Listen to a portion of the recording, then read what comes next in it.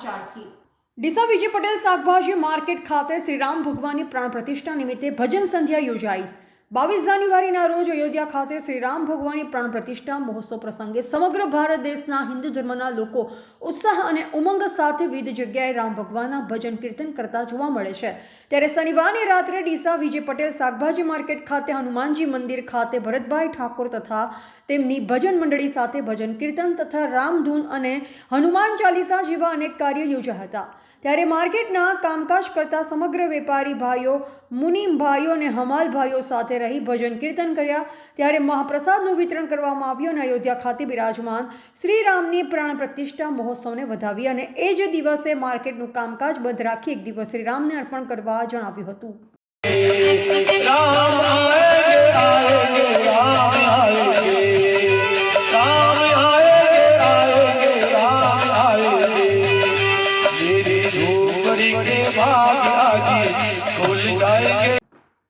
अहवाल अमृत माड़ी, संबंध भारत न्यूज, डीसा।